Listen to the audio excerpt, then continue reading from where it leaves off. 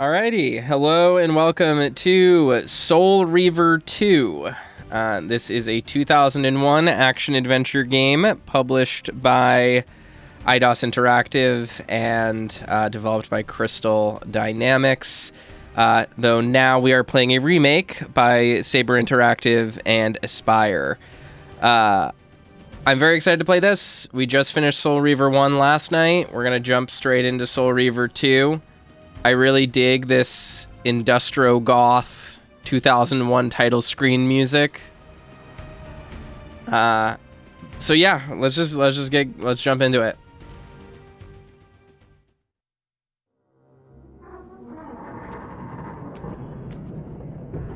At last. I must say I'm disappointed in your progress. I imagined you'd be here sooner.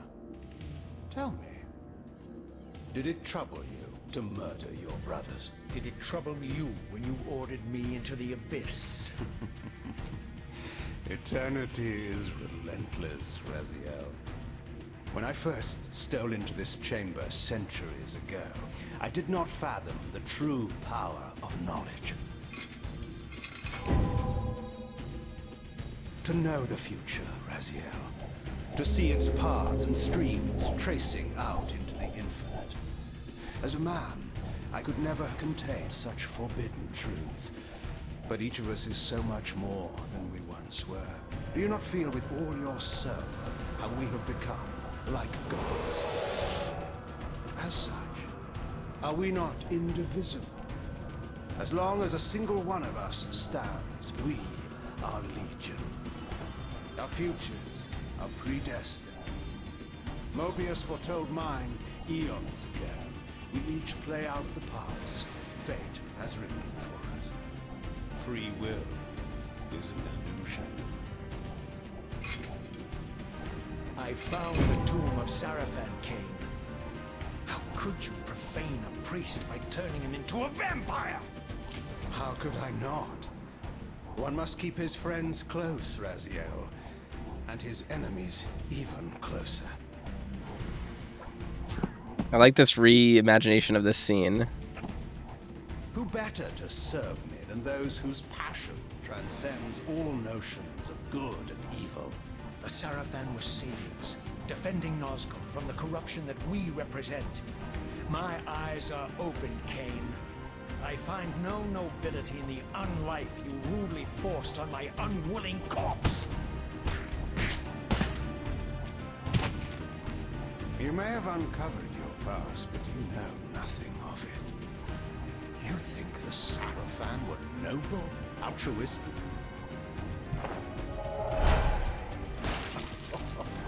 Oh, don't be simple. Their agenda was the same as ours.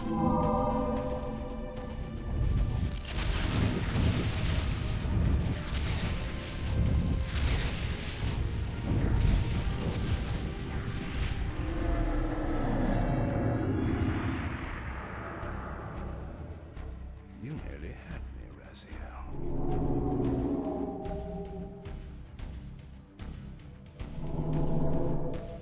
But this is not where or how it ends. Fate promises more twists before this drama unfolds completely.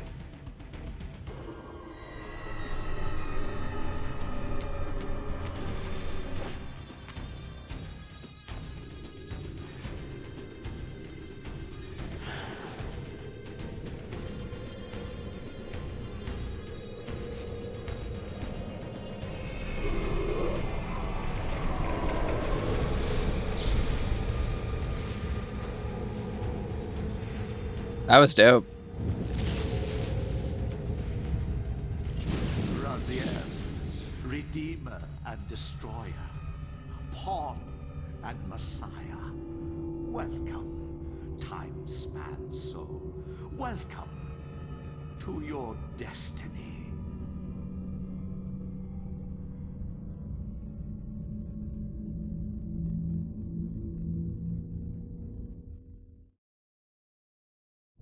Where am I?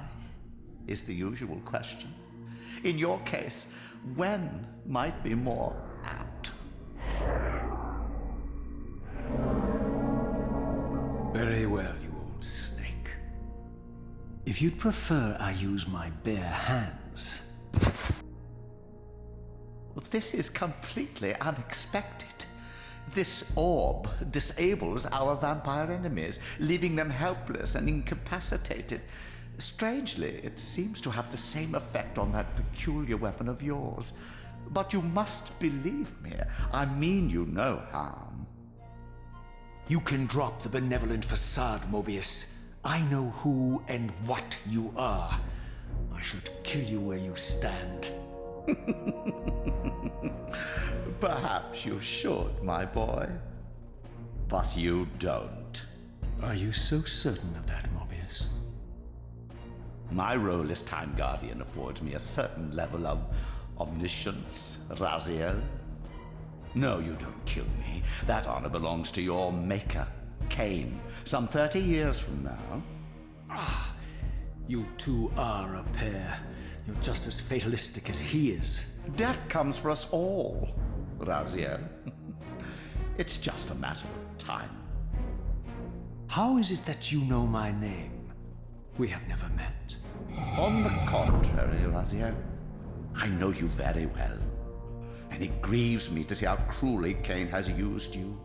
I knew you when you were one of the Sarafan Brotherhood, Raziel.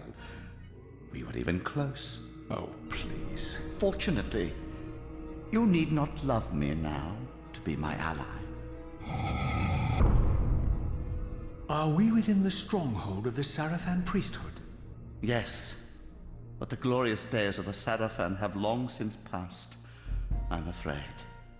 This is a more cynical and indecorous age.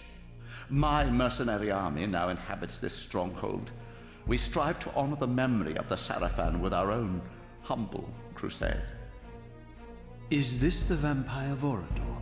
Yes, the scourge of the Circle, the most depraved and decadent example of his whole degenerate race.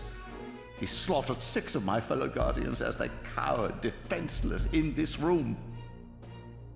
And you somehow survived this massacre? I and 2 others. The Circle was devastated. Only we 3 were spared. How convenient. You'll forgive me if I don't naively devour every scrap of information you toss me. You have a reputation for deceit. And who has slandered me so? Your malefactor, Kain? The one who betrayed and destroyed you? Our common enemy? Consider the source before you judge me too harshly. We'll forget about rekindling our old friendship then. But consider an alliance based on our common ground. We both want Kain dead. I can help you do it. You don't want to meddle in this, old man. I know all about your sordid little schemes, but you're simply out of your depth on this one. You underestimate me, Raziel. Let me show you. Even now, Kain is lying in wait for you, unaware that I've snatched you out of the time stream and brought you here to me. See how he lingers at the very pillars he is destined to destroy, foolishly confident that he has eluded your grasp. The pillars are still standing in this time. Yes, Raziel. They are the embodiment of the divine force which preserves the life of our world. We who serve the pillars maintain their delicate balance, and Kain is destined to be the fulcrum upon which that balance turns. I believe you have already endured the wasteland wrought by his terrible, selfish decision. Kain's very existence is a cancer upon this world. As long as he lives, all of Nosgoth is in peril. You may never again be human, Raziel. But you can re-embrace the essence of your humanity and the nobility of your Sarafan heritage. Go to him, Raziel, and end this. But first, you will need to find your way out of the stronghold, and in this, I'm afraid I cannot help you. My soldiers will not understand your appearance here. They will try to kill you. You needn't fear them, of course. They're no match for you. Try to keep the casualties to a minimum. But do what you have to do. All great movements require a few martyrs.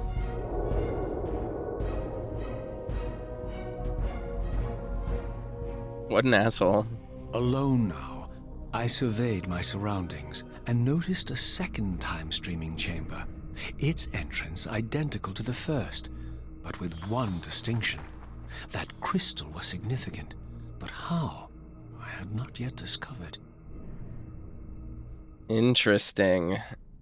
So yeah, we are playing a remaster still. So there's still remastered graphical assets, which is nice. It looks like most of the texture work is just cleaned up, and they're using uncompressed textures instead of compressed ones. These ones have like parallax mapping, I think is what this is called. Maybe updated meshes as well, yeah. So that's supposed to be Vorador. I don't know who, I guess they're all just supposed to be Vorador.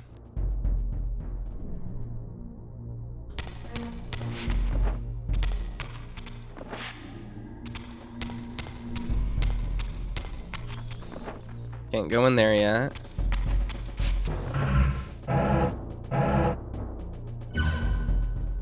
Damn. Okay, so I can't... Oh. What?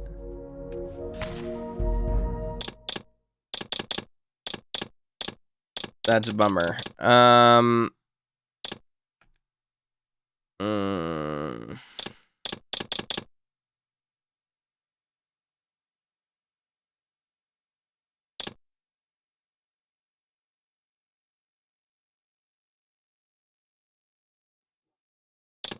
Okay.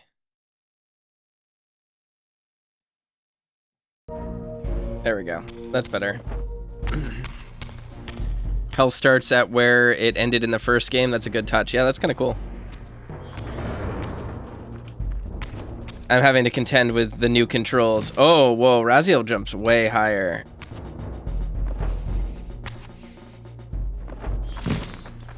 I do like these crusty old graphics quite a bit. It's not as big of a difference. I was so the No Clip documentary mentioned this, but because this game was built for the PS2, it went from having to use like 16 by 16 texture files, which are very small but tile a lot, to having the benefit of the quote unquote benefit of being able to use 512 by 512 texture maps. But unfortunately, that means that the textures in this game don't tile as much as they do in the original. So upgrading the textures isn't as drastic as it is in the original game, because even though they are higher like quality, they technically are still stretching 512 by 512. Like you can see it over here, 512 by 512 texture files across the assets. So they upgraded the quality and cleaned them up, and now they're not compressed, but there's still going to be a little bit of blurriness to them, even when they fix them quite a bit overall. There's one.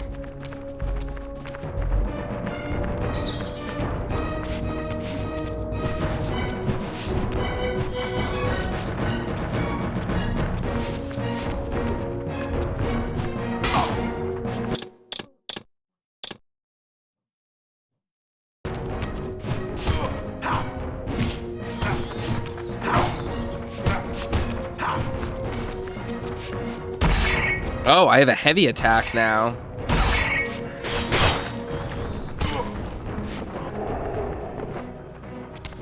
Interesting. I do need to edit the sound because it's... I mean, this is all... The sound is balanced completely differently. I can probably turn the music up 1. Sound up to 7. That's probably fine.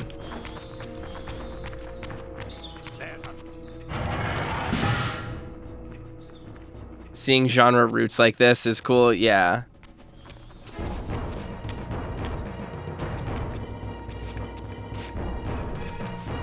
The control is definitely a little bit different.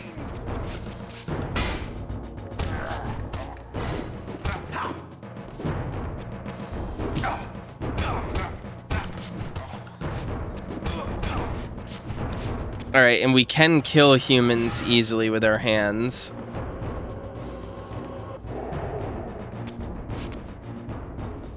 Yeah, not like a huge graphical change. It looks like the meshes largely stay the same. It's just texture work that's improved, which is cool. I'm fine with that.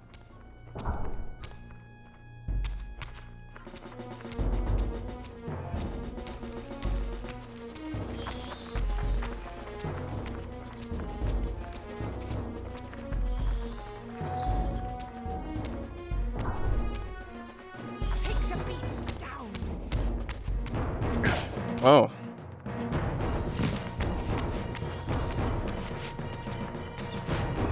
Oh.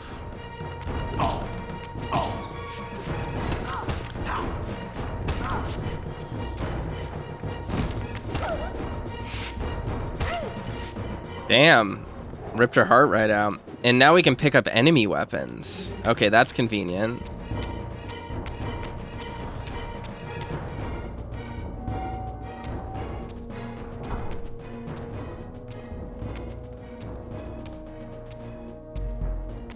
Throughout the stronghold, I discovered evidence of my former nobility and my life as a Sarafan priest. This was the heritage so foully stolen from me when Kain raided my sacred crypt and defiled me.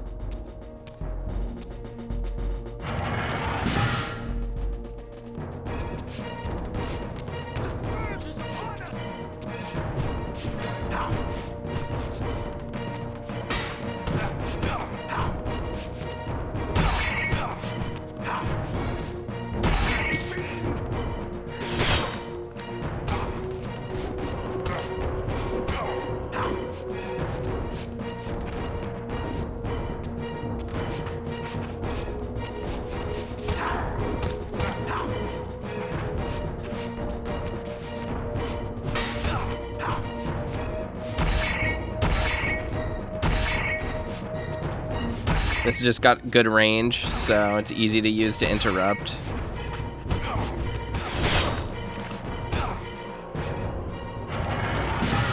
Alright. Ooh, I can use a sword. That's kind of fun. Where did I come from? This must be the way out, right? Yeah, I'm gonna have to shift here, right?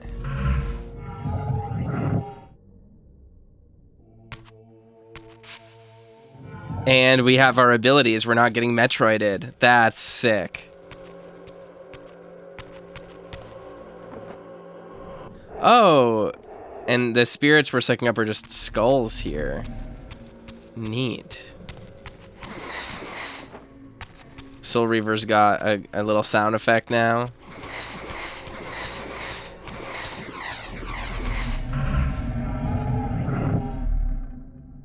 Away from the influence of Mobius's cursed staff, I could feel the strength of the Soul Reaver slowly returning. If that orb was as debilitating to vampires as it was to the blade, it gave Mobius a powerful advantage over his enemies. I finally understood how Mobius's crusade could decimate the vampires so successfully. If he could immobilize his enemies, they were at his mercy. But why, I wondered? Would the staff have any effect on the Reaver? I wonder. Get it. Wow, it just evaporated her. Oh.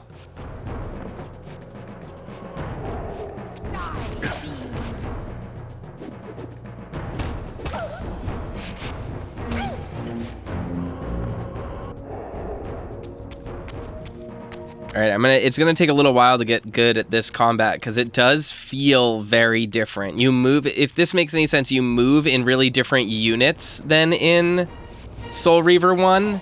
So like your distance your range is really different.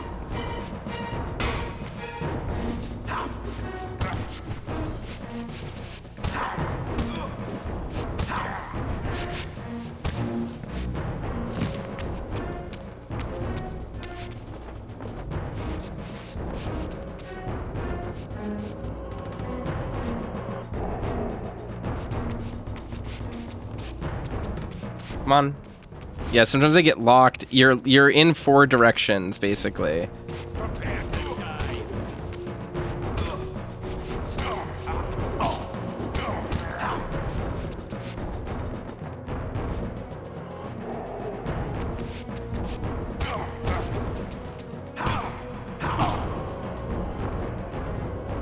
There we go.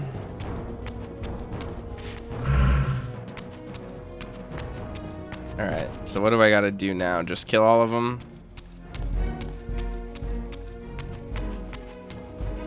I miss being able to throw weapons, for sure. Whoa! Raziel! Jeez, buddy. As I neared the stronghold's inner sanctum, a strange sensation crept over me. An indescribable feeling of displacement, a sense of vertigo, as reality itself appeared to warp and bend around me. The disturbance seemed to emanate from the sanctuary's furthest chapel. As I cautiously approached, the sense of dislocation intensified with each step. So this was the tomb of the beloved King William the Just, beatified here as the martyr and catalyst of Mobius's crusade. I was reminded of Kain's journey as a fledgling vampire, how Mobius coerced him to travel back in history and assassinate William, thus igniting a genocidal hatred of vampires among the citizens of Nosgoth. And here I discovered the source of the displacement, the Soul Reaver itself, laid out like a holy relic, and broken, apparently in the battle between William and Kain. I had not thought such a thing was possible. Until, of course, Kain shattered the blade against me when he tried to strike me down. Thus, the captive spirit inhabiting the Reaver was released, and binding itself to me, became my symbiotic weapon. And so the Reaver met its former self, still imprisoned in this corporeal shell. I watched, mesmerized, as the Wraith blade uncoiled itself and snaked down the length of the physical blade. Embracing its twin, its mirror self, the Reaver's long dormant spirit was now fully aroused, and for the first time, I felt the true presence of this other entity, willful, ravenous, and deranged from thousands of years of imprisonment. The Reaver was now in command, and I, now merely its helpless host, felt my soul being leeched to restore the blade.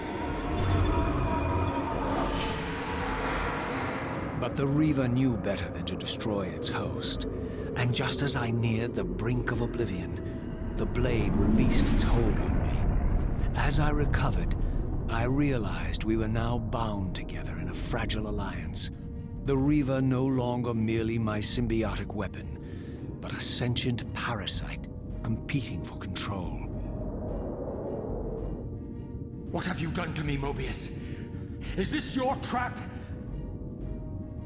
How mine? Don't forget it was Kain who led you here, not I. While you curse me, the only soul in Nosgoth ready to guide and assist you, Kain laughs at our folly and revels in your dismay. These blades, now coiled in sinister embrace, have inspired terror in the hearts of creatures far more durable than you, old man. Bound together as they are, I can only imagine what they could do to your soul's fragile shell. Raziel, I beg you to stay your hand. This was none of my doing. I have sought only to aid you in your righteous quest. Why, you're trembling, Mobius. Has your confidence abandoned you? You seem to have made a fatal error by leaving your precious staff behind. Is that where all your courage comes from? Listen to me, Raziel. You don't know what you're doing. I have taken an enormous risk by appearing here before you, so defenseless, yet eager to prove my good intentions. If there's anything left of the Seraphim in you, you won't do this.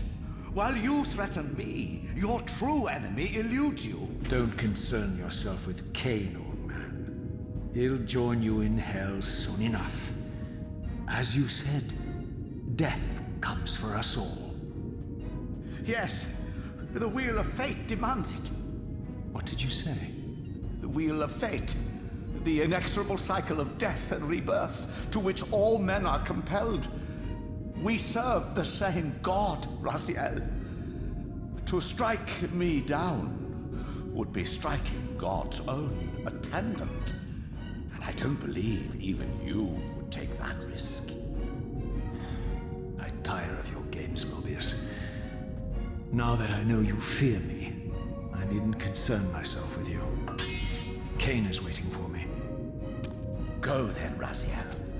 Seek Kain out and destroy him in the name of the one God we both serve. You, who were once a Seraphim priest, murdered, profaned, destroyed, and reborn again from his mercy. You are now most powerfully equipped to be his agent, his instrument of restoration and retribution. My own vengeance is motivation enough.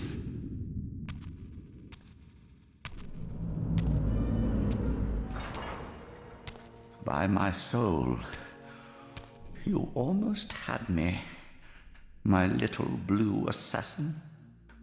But that'll be the one and only chance you get.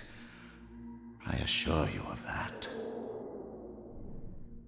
I could now summon the blade at will, regardless of my strength. But once summoned, the blade's ravenous appetite could not be contained. It devoured the souls of its victims, and if I allowed it to become over-aroused, the Reaver would now turn its hunger on me. So now, instead of it only being something we can use... And look, our health drained down. That's interesting. And we can't go back in there, but as we get closer, the vertigo effect increases. So it's got to be something to do with the actual original sword, it seems. Okay, and we can double tap the button for the Soul Reaver.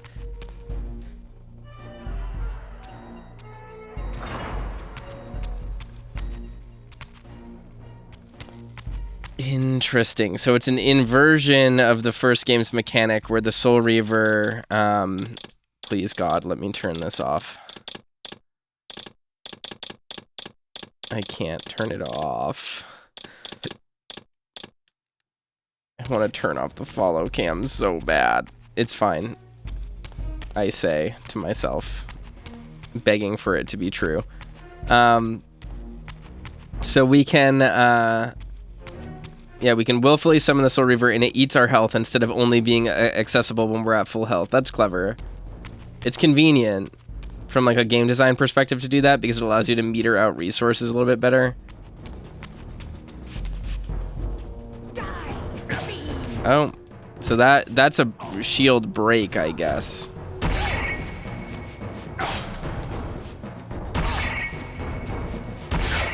I'm getting wrecked.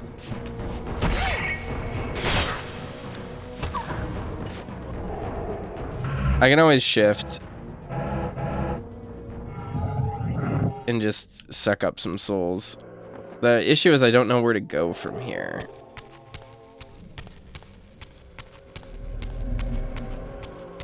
Because, like, he left, and it looks like the only way out is doors over there. Oh, okay. No, I can go back in here. Okay, that was weird. It, like, didn't... Oh, I see where we were.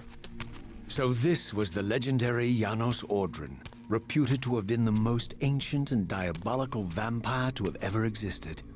According to folklore, He lived high in the cliffs of Nosgoth's northern mountains and preyed mercilessly on the defenseless villagers below. His reign of terror ended when the Sarafan finally hunted him down and tore his throbbing heart from his still-living body. This relic came to be known as the Heart of Darkness, and was supposedly imbued with the power to restore vampiric unlife. The Sarafan therefore guarded it carefully, lest the heart fall into the hands of their enemies. But I wondered, could Janos Ordrin truly have been as monstrous as depicted here? Or was this merely artistic license by the Sarafan, who sought to lionize themselves by demonizing their darkest enemy? Does he have things to say about all of the different, No.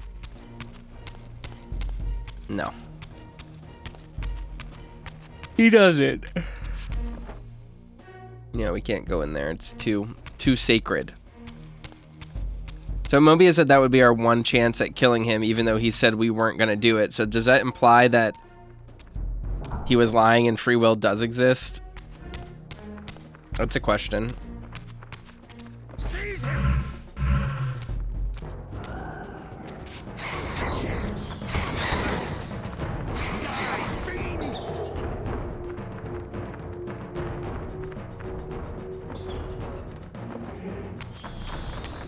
Okay, I see. So that's a meter on the right for how much we can arouse the Soul Reaver.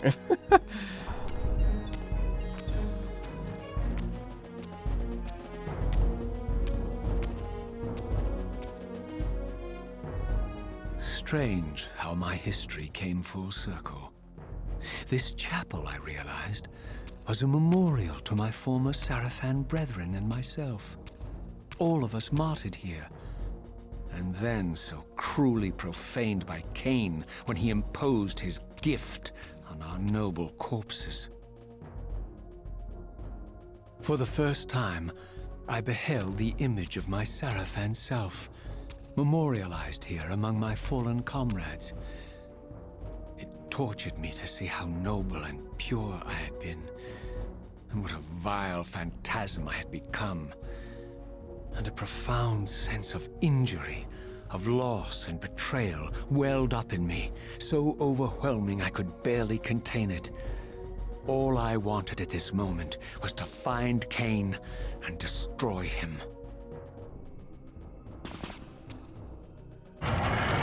The one thing about this I'm still kind of struggling to fully grasp is, in the first game, Raziel learns that he was once a Sarafan, and that changes his perspective, right? He tells Kain, like, how could you profane a Sarafan priest? And they were noble and pure saviors. But Raziel lived for like a millennium as a vampire. And he believed the Sarafan were evil that whole time and like hunted down remaining vampire, like he was like a war general for Kain. So my question is, what made him change his tune so much?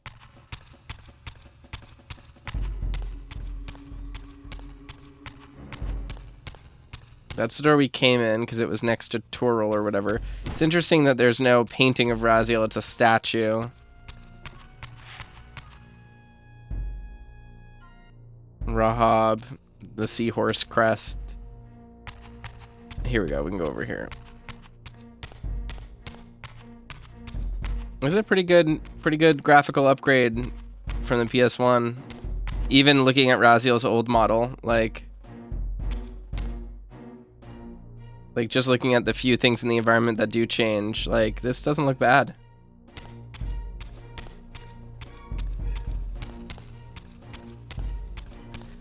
Bass says Raziel's more manipulatable than he would like to think. That's sort of his whole thing. It's true, but the thing is that like no one really manipulated him in the first game to believe that the Sarafan were better than they were. Like the Elder God didn't even really mention it. So it's just like, it just makes me wonder what made him buy in so fully to the Sarafan stuff that he spent thousands of years not caring about. You know what I mean? Like actively believing against. I guess it's just like, I don't know, not contradiction, but contrarianism maybe. He hates Kain that much. Oof. Ooh, look at that beautiful outside. And for the first time beheld Nosgoth in its former glory. The land overflowed with abundant life. Look at that skybox. And I knew with certainty then that the world I had left behind was nothing more than the corpse of Nosgoth, a lifeless husk bled dry by the corruption of Kain's parasitic empire. This was the fragile world Kain sacrificed to preserve his own petty life and ambition, heedless of the profound cost. The sight only deepened my resolve. I sensed that the pillars lay to the northwest. If Kain truly waited to confront me there, I would not disappoint him. Bask says, I think you lose some memory. He didn't remember. Yeah, he didn't remember what his life as a Seraphan was like. I'm more asking what made him immediately buy into the Seraphan when he found out he happened to be one in the past. I'm not asking why would he buy into being a vampire. I get that. What I don't understand is he finds out he was a Seraphan and then immediately is like, oh, they were just saviors the whole time. When, like, in reality, he could have, like, come to that conclusion over the thousands of years that he lived. You know what I mean? Like, it's just like why he's done with killing them right now is just it's just a question of like, why was it? And I think it's just because he just doesn't trust Kain, so he just has immediately bought into the idea that everything he believed was wrong. And so he's just like, nah, fuck it. Fuck Kain. Like, everything he said must have been a lie. And that's probably compounded by the fact that his brothers turned on him after he was thrown into the water. That's my guess. Look at that water texture. Oh my god. I like the HD water texture a lot. Oh, it's beautiful. For some reason, you can't really turn the camera in water, which is kind of weird.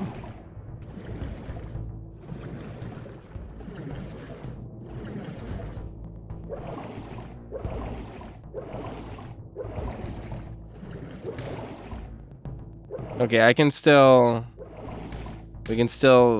move quickly in the water. Oh, the inverted controls, though. I hated it in the first game, and I hate it in this game, too.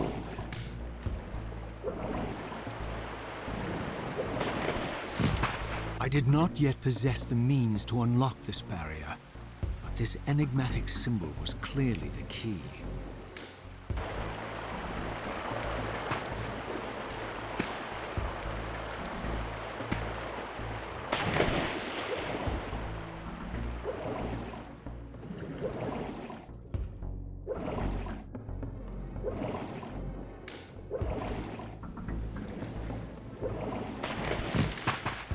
As I passed this arcane landmark, a wisp of the Reaver's energy was drawn into the ring, illuminating it.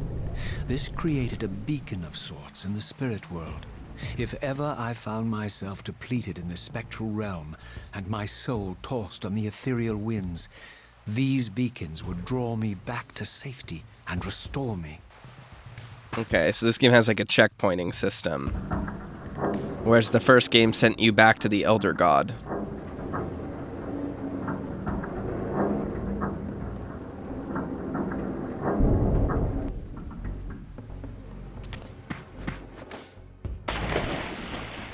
I do like that we can, we just get all of our old abilities back straight away.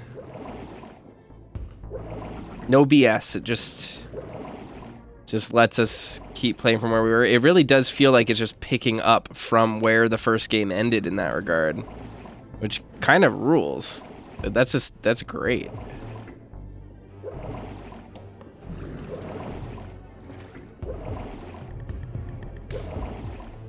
Jedi Survivor was like that too, which was one of the reasons why that game like worked so well for me, is it didn't try to Metroid you. There was no justification behind why you wouldn't have had your powers from the first game, and it like forced the game to figure out new things to play with, which I really liked. Man, Jedi Survivor, what a good game.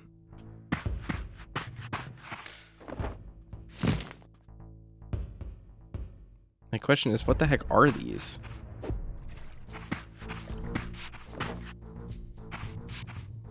Where do I go? I guess I just have to go over there.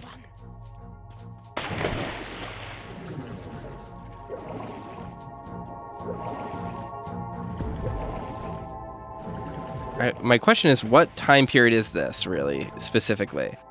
These ancient obelisks were mysteriously attuned to my spiritual essence. By simply touching the symbol, I could safely preserve an imprint of my soul, and thus create a milestone to which I could return when weary, and from which I could resume my journey. More diegetic save point stuff. If these are the save points from Blood Omen too, huh? Interesting. Yeah, that's what these are. It's cool to see these assets like in HD.